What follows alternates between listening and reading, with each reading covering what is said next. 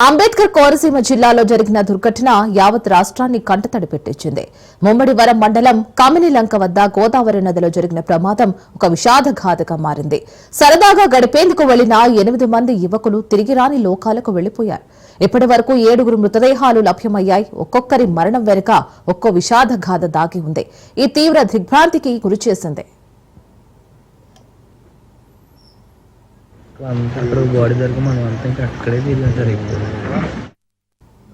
మృతుల్లో మండపేటకు చెందిన రోహిత్ అనాథ. తల్లిదండ్రులు లేకపోవడంతో అమ్మమ్మ తాతయ్యల వద్ద తన చెల్లెలతో కలిసి పెరిగాడు. కుటుంబానికి చేదోడుగా ఉండేందుకు రైస్ మిల్లులో కార్మికుడిగా పనిచేస్తున్నాడు. రోహిత్ మరణంతో దిక్కుతోచని స్థితిలో ఉన్న అతని చెల్లెల్ని ఓదార్చడం ఎవరి తరము కాలేదు. అండగా ఉంటాడు అనుకున్న అన్న ఇక రాడు అనే ఆమె రోదన హృదయాలను పిండేస్తోంది.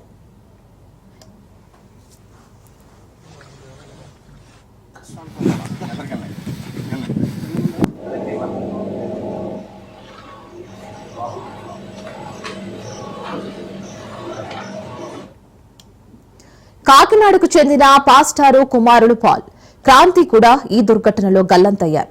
వీరిలో పాల్ మృతదేహం లభ్యమవగా క్రాంతి కోసం గోదావరిలో ఇంకా గాలిస్తున్నారు. కళ్ళెదుటే 2 కుమారులు ప్రమాదంలో చిక్కుకోవడంతో ఆ తండ్రి గుండె వేదన వర్ణనాతీతం. ఒక కుమారుడి మృతదేహం లభ్యం కాగా మరొక కుమారుడి జాడ ఆయనకు క్షణక్షణం కుంగదీస్తోంది.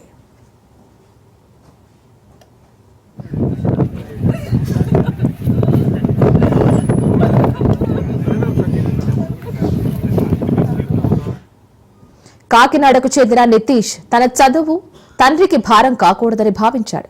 అందుకోసం గ్రాఫిక్ డిజైన్ కోర్సు నేర్చుకుని సంపాదించిన డబ్బుతో తన కాలేజీ ఫీజును స్వయంగా చెల్లించుకునేవాడు.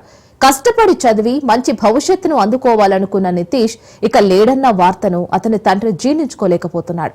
2 కుమార్తెలను ప్రభుత్వ పాఠశాలలో చదివించి కుమారుణ్ణి మంచి ప్రైవేటు కళాశాలలో చేర్పిద్దామని, తమ కుటుంబానికి అండగా ఉంటాడని ఆశించానని ఆయన రోదన అందరినీ కలిచివేసింది. పోలవరం మండలం ఎర్రగురువుకు చెందిన వడ్డీ మహేష్, రాజేష్లు అన్నా తమ్ముళ్లు. వీరి బంధం మరణంలోనూ వీడలేదు. 2 మృతదేహాలు ఒకే చోట లభ్యమవడంతో ఆ కుటుంబ సభ్యుల దుఃఖానికి అంతులేదు. భీమనపల్లిలో ప్రభుత్వ వసతి గృహంలో ఉంటూ 8, 9వ తరగతులు చదువుతున్నారు. ఈ అన్నదమ్ములు ఇక లేరన్న వార్త ఆ గ్రామంలో విషాదాన్ని నింపింది. ఒకేసారి 2 కుమారులను కోల్పోయిన ఆ తల్లిదండ్రుల వేదనను ఊహించడం ఎవరి తరం కాలేదు. ఈ దుర్ఘటనలో ప్రాణాలు కోల్పోయిన ప్రతి ఒక్కరి ఆశలు, కలలు అర్థాంతరంగా ముగిసిపోయాయి. ఈ విషాద వార్త ఎవరిని కదిలించినా కన్నీళ్లు ఆగడం లేదు. గోదావరి తీరంలో చోటు చేసుకున్న ఈ విషాదం ఆ కుటుంబాలలో తీరని శోకాన్ని నింపింది. మృతదేహాలకు పోస్టుమార్టం నిర్వహించిన వారి కుటుంబ సభ్యులకు అప్పగించారు.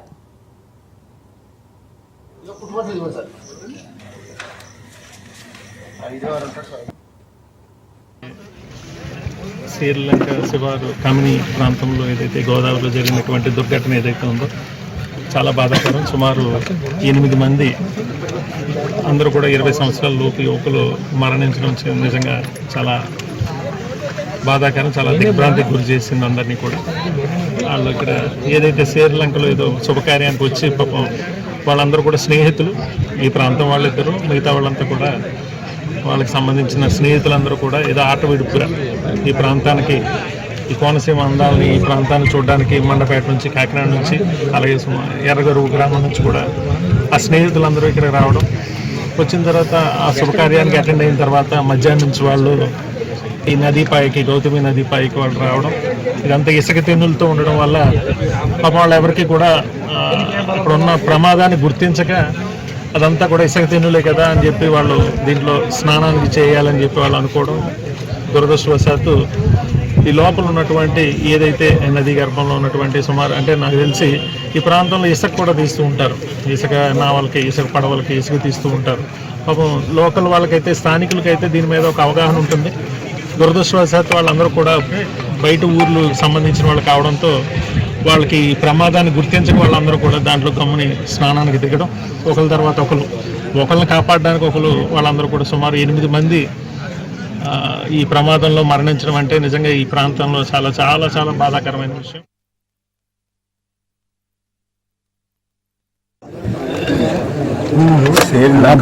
కొంచెం కింద తెచ్చాను మరి లోట్లెట్టినట్టున్నాయి. జరిగినటువంటి very bad and sad place. చాలా దారుణమైనటువంటి ఈ ప్రాంతం శాసనసభ నియోజకవర్గం అయితే ముమ్మడివరం రామలింగపురం నియోజకవర్గం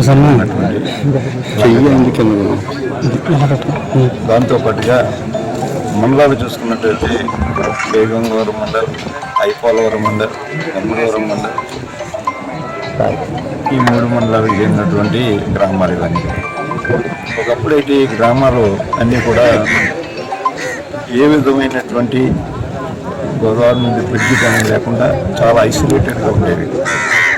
తరచుగా సైక్లోన్ వచ్చేటప్పుడు ఇక్కడికి సముద్ర తీరం చాలా